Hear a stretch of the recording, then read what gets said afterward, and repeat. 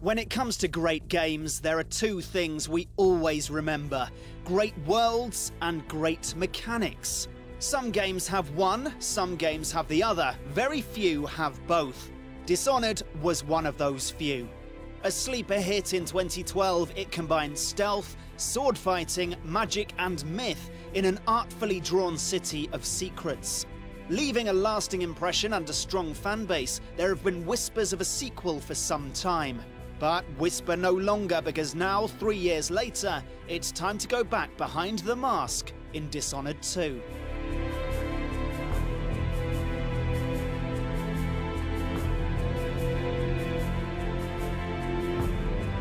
Dishonored 2 sees the return of both bodyguard Corvo and the heir to the Empire, Emily Kaldwin. A child when we saw her last, Emily has now grown into a young woman, and it seems a powerful assassin. Cheated of her throne by a mysterious enemy and marked by the outside, Dishonored's ambiguous supernatural power, Dishonored 2 sees her placed under the player's control. That is, if you choose her. That's because the first surprise of Dishonored 2 is that the player will get to choose between Emily and Corvo as their character, opening up a whole different set of skills, abilities and approaches.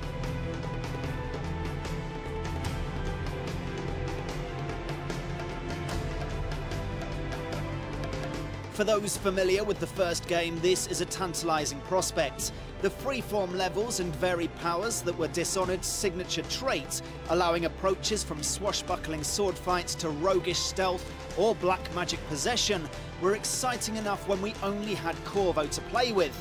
Bringing a whole new character into the mix is sure to open up even more possibilities, some of which we've seen already.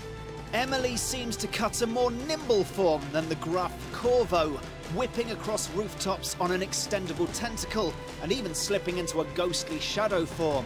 Her abilities also look to open up even more movement possibilities than Corvo's iconic short-range teleports Blink, and she'll need them too to get around in the game's new city.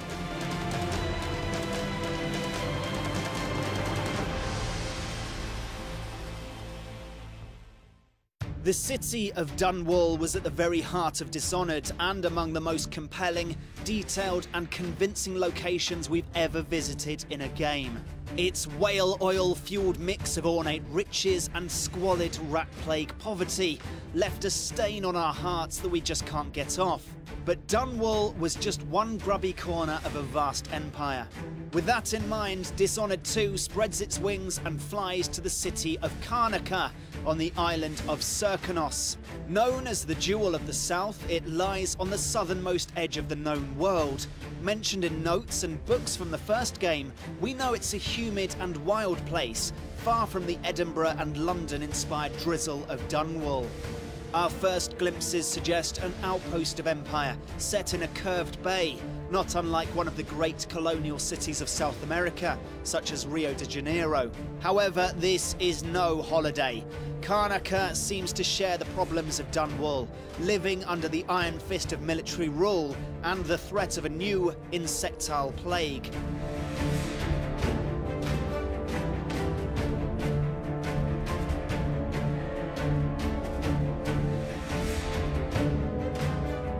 The rest of the game is shrouded in mystery for now, and there are still many questions to be answered.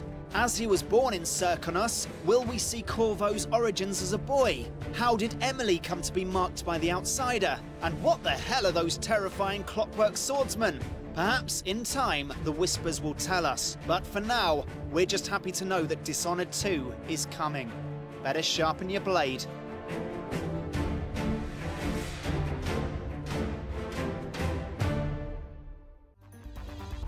This video has been brought to you by Jinx TV. Don't forget to subscribe to our channel, give us a thumbs up, and check out these other videos. Also, if you want to see more of our shows, check out our website, jinx.tv.